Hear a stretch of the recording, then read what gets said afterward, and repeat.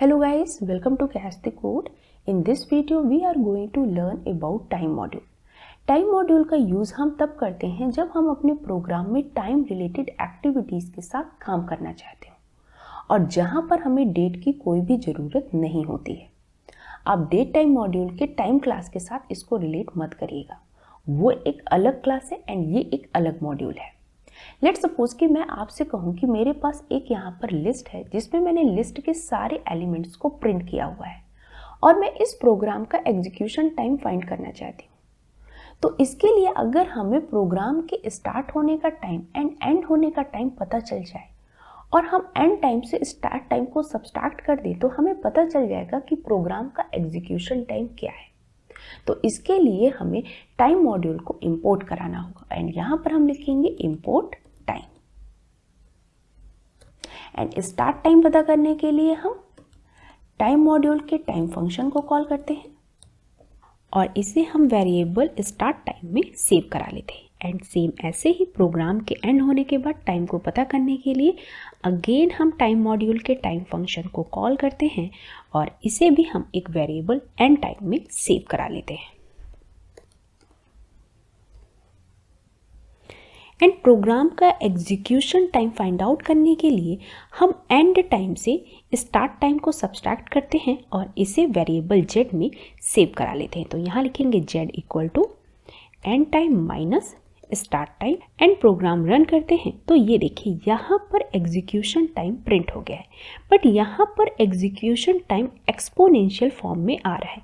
इस exponential form को floating point में कन्वर्ट करने के लिए हम यहाँ पर प्रिंट कराएंगे प्रिंट एफ स्ट्रिंग और जिस भी हम एक्सपोनेंशियल नंबर को फ्लोटिंग नंबर में कन्वर्ट करना चाहते हैं तो पहले हम उस एक्सपोनेंशियल नंबर को, तो यहाँ पर मैंने इस एक्सपोनेंशियल नंबर को जेड वेरिएबल में सेव किया हुआ है तो यहाँ लिख देंगे जेड और इसे हम फ्लोटिंग पॉइंट में कन्वर्ट करना चाहते हैं तो इसलिए मैंने यहाँ पर एफ लिख दिया। यहाँ पर एफ स्ट्रिंग वाला एफ है एंड यहाँ पर एफ फ्लोटिंग पॉइंट वाला एफ है एंड अगेन प्रोग्राम रन करते हैं। तो ये देखिए यहाँ पर जो हमारे एक्सपोनेंशियल फॉर्म में एग्जीक्यूशन टाइम शो हो रहा था उसे हमने फ्लोटिंग पॉइंट में कन्वर्ट कर दिया है। मीन्स कि इस प्रोग्राम का एग्जीक्यूशन टाइम इतने सेकेंड्स है। और अब आप ये सोच रहे होंगे कि यहाँ पर इन दोनों स्टेटमेंट्स का मीनिंग क्या हो रहा है, मीन्स कि ये दोनों स्टेटमेंट्स रिटर्न क्या कर रहे हैं। तो इसको समझने से पहले हम स्टार्ट टाइम और एंड टाइम को प्रिंट करा लेते हैं।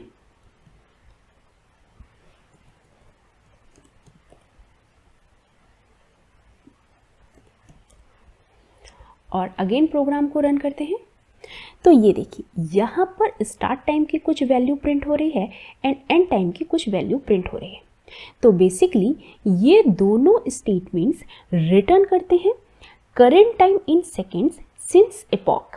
मीन्स कि जब से टाइम स्टार्ट हुआ है तब से लेकर के अब तक के टाइम को सेकेंड्स में कन्वर्ट करके जो वैल्यू आई है उसे ये स्टेटमेंट रिटर्न कर रहा है एंड देन हमने उस वैल्यू को यहाँ पर प्रिंट करा दिया है। एंड एपॉक का मीनिंग होता है कि जहाँ से टाइम स्टार्ट हो रहा है एंड टाइम स्टार्ट होता है 1 जनवरी 1970 0 आवर्स 0 मिनट्स 0 सेकेंड। तो हमने इस स्टेटमेंट की हेल्प से जब से टाइम स्टार्ट हुआ है मीन्स कि 1 जनवरी 1970 से लेकर के अब तक के टाइम को सेकेंड्स में कन्वर्ट करके यहाँ पर प्रिंट करा दिया है और जो वैल्यू है वो यहाँ पर आपको शो हो गई है। इसीलिए प्रोग्राम का एग्जीक्यूशन टाइम निकालने के लिए प्रोग्राम के स्टार्ट होने से पहले हमने स्टार्ट टाइम को मेंशन कर दिया है, देन प्रोग्राम के एंड होने के बाद हमने यहाँ पर एंड टाइम को मेंशन कर दिया है, देन एंड टाइम को स्टार्ट टाइम से सब्सट्रैक्ट करके प्रोग्राम का एग्जीक्यूशन टाइम फाइंड आउट कर लिया है। एंड सेकेंड थिंग आप ये भी सोच रहे होंगे कि जब हमने पहले प्रोग्राम रन कराया था तो एग्जीक्यूशन टाइम की वैल्यू अलग थी और जब हम दोबारा से प्रोग्राम रन करा रहे हैं तो एग्जीक्यूशन टाइम की वैल्यू अलग है। तो ऐसी पॉसिबिलिटी हो सकती है कि जितनी बार आप प्रोग्राम रन कराएं उतनी बार आपको एग्जीक्यूशन टाइम में कुछ माइन्यूट डिफरेंसेस देखने को मिल सकते हैं और ये differences OS scheduling, disk caching या सिस्टम एक्टिविटी के कारण होते हैं। मीन्स कि जितनी बार आप प्रोग्राम रन करा रहे हैं ये हो सकता है कि ऑपरेटिंग सिस्टम किसी दूसरी चीज़ों में बिजी हो इन टर्म्स का क्या मीनिंग है इसको आप गूगल में जा कर के सर्च कर सकते हैं। बट यहाँ पर जो एग्जीक्यूशन टाइम में डिफरेंसेस आते हैं वो बहुत माइन्यूट होते हैं, तो इसके लिए आपको बॉदर होने की ज़रूरत नहीं है।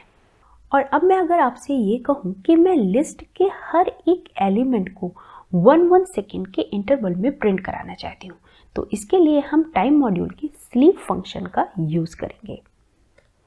एंड यहाँ पर मैं 1 दे देती हूँ क्योंकि मैं लिस्ट के हर एक एलिमेंट को 1 सेकेंड के इंटरवल में प्रिंट कराना चाहती हूँ।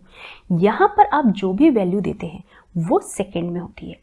इसके बाद मैं इन सारे स्टेटमेंट्स को कमेंट कर देती हूँ एंड प्रोग्राम रन करते हैं। तो ये देखिए यहाँ पर लिस्ट के सारे एलिमेंट 1 सेकेंड के इंटरवल में प्रिंट हो रहे हैं। अगर आप इन एलिमेंट्स को 1 मिनट के इंटरवल में प्रिंट कराना चाहते हैं तो इसके लिए आपको यहाँ पर 60 से मल्टीप्लाई करना होगा और आप प्रोग्राम रन करके देखिएगा आपके लिस्ट के सारे एलिमेंट्स 1 मिनट के इंटरवल में प्रिंट होंगे। अगर आप चाहें तो टाइम मॉड्यूल का यूज़ करंट टाइम आइडेंटिफाई करने के लिए भी कर सकते हैं। तो मैं इन लाइंस को भी कमेंट कर देती हूँ और हम टाइम मॉड्यूल के सी टाइम फंक्शन को यूज़ करते हैं और इसे प्रिंट करा लेते हैं एंड प्रोग्राम रन करते हैं। तो ये देखिए यहाँ पर हमारा आउटपुट शो हो गया है। और अब मैं वीडियो को कंक्लूड करती हूँ। यहाँ पर हमने टाइम मॉड्यूल के 3 फंक्शंस के बारे में समझा, time function, sleep function and C time function. Time function का यूज़ हम जब से टाइम स्टार्ट हुआ है तब से लेकर के अब तक के टाइम को सेकंड्स में कन्वर्ट करने के लिए करते हैं एंड टाइम स्टार्ट होता है 1 जनवरी 1970 0 आवर्स 0 मिनट एंड 0 सेकेंड से। इसके बाद हमने स्लीप फंक्शन के बारे में समझा। स्लीप फंक्शन प्रोग्राम के एग्जीक्यूशन को स्पेसिफाइड टाइम के लिए हॉल्ट करता है एंड सी टाइम फंक्शन का यूज़ हमने करंट टाइम आइडेंटिफाई करने के लिए किया। आप टाइम मॉड्यूल का यूज़ किन्हीं भी 2 पर्टिकुलर स्टेटमेंट्स के बीच कंपैरिजन कराने के लिए भी कर सकते हैं। फॉर एग्जाम्पल, अगर आप ये चेक करना चाहें कि फॉर लूप या वाइल लूप में से किसका एग्जीक्यूशन टाइम ज़्यादा है या कम है या दोनों का टाइम इक्वल है, ये सारी चीज़ें अगर आप आइडेंटिफाई करना चाहते हैं तो इसके लिए भी आप टाइम मॉड्यूल का यूज़ कर सकते हैं। तो गाइस, अगर आपको वीडियो पसंद आया हो तो प्लीज़ इसे लाइक करें, दोस्तों के साथ ज़्यादा से ज़्यादा शेयर करें एंड सब्सक्राइब करना ना भूलें। Thanks for watching.